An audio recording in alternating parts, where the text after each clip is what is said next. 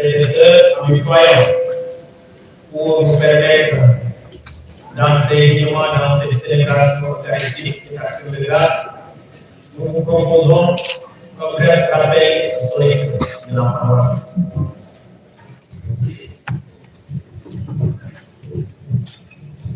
Chers religieux, religieuses, chers invités venus d'un peu partout, autorités administratives ici présentes. Nous nous excusons d'abord du retard apporté au démarrage de cette messe. Pour un discours que j'aurais dû faire en 10 voire 15 minutes, je vais m'atteler à faire un petit résumé.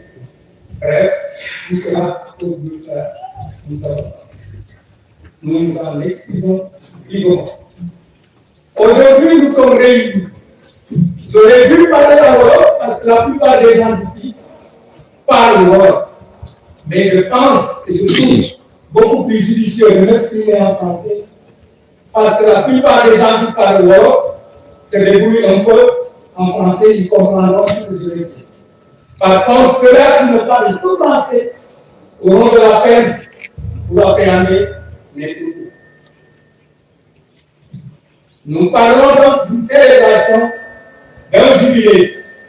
Un jubilé pour ceux-là qui ont fait le matin, sans que le mot jubilé, d'ailleurs pour ceux-là qui parlent français, il y a le mot joie dans le jubilé. Un moment de joie. Joie, nous rendons grâce à Dieu pour tout ce qu'il a fait pour nous pendant 50 ans. En 50 ans, beaucoup de choses ont été réalisées ici à Côte, tant sur le plan matériel que sur le plan social, économique et au niveau de la morale des gens.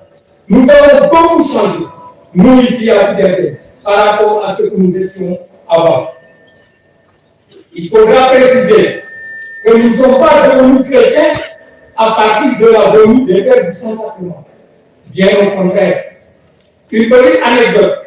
La première personne qui a eu à parler de la religion catholique ici chez nous s'appelait Jean-Baptiste Nem, Marie-Nem, Jolène. Il était du village de Champagne. Et pourquoi je le dis? Je ne le dis pas de moi-même, mais j'ai eu des témoignages. Lui, il était confié à une famille à Lalanne.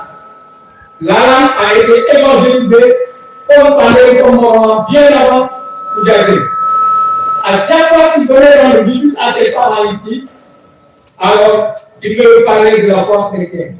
Marie, Nangam, Nangam. Jésus, Nangam, Nangam. Voilà. Donc c'était un début d'évangélisation, évangélisation en sourdine. L'évangélisation, proprement dit, est venue après, avec des pères qui ne sont pas du Saint-Sacrement. Il y a eu le père Bourgois, que tous les soirs, les Morlandais, les gens du Léal connaissent, le père Héron, le père Bouquet, et j'en passe.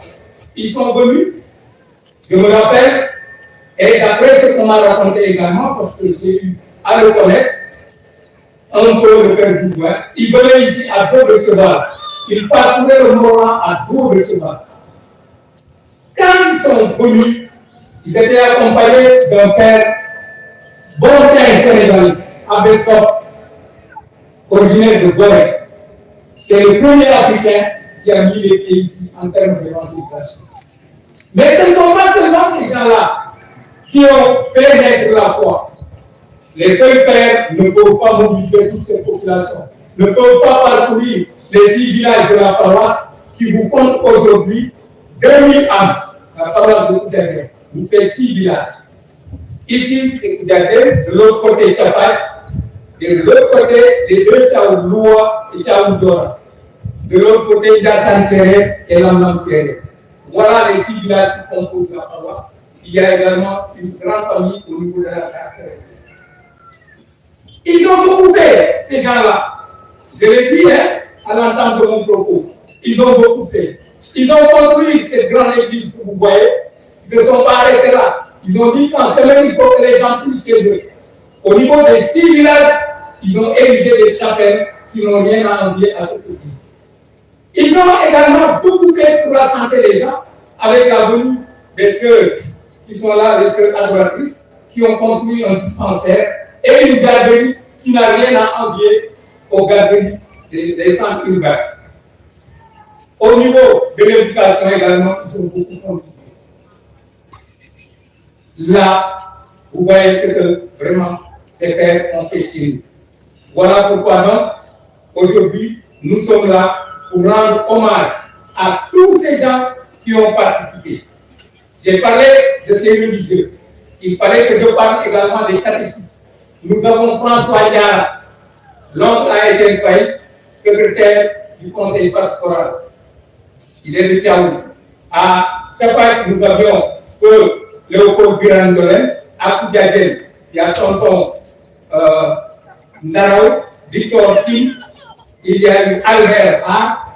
À Tchaoul, nous avions René. Bien avant René, il y a tonton Diara, comme je viens de le dire. À l'avancée, il y a le papa à Pierre Maï, Michel Maï. Il y a le papa à Étienne Tchao.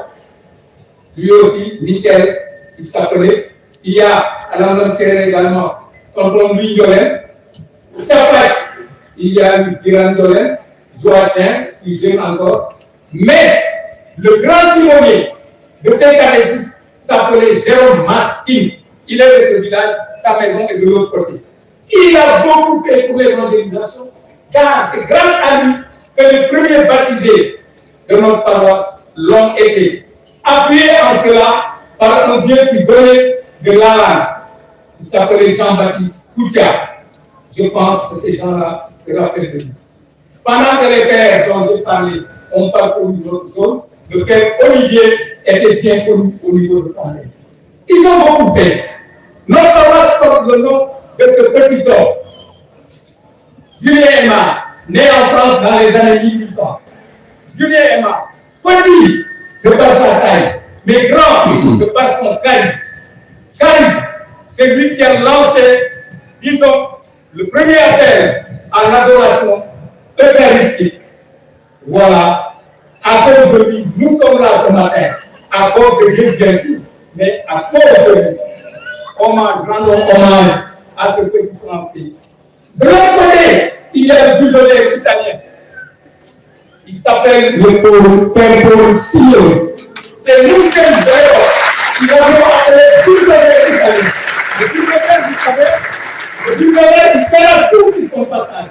Père Paul, quand il venait ici, à l'image de Père Bourbon à cheval, lui, il avait sa mobilette. Mobilette. Alors qu'aujourd'hui, les pères ont des cartes.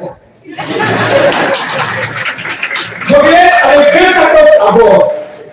L'une des sacoches avait les livres. L'autre, sa provision.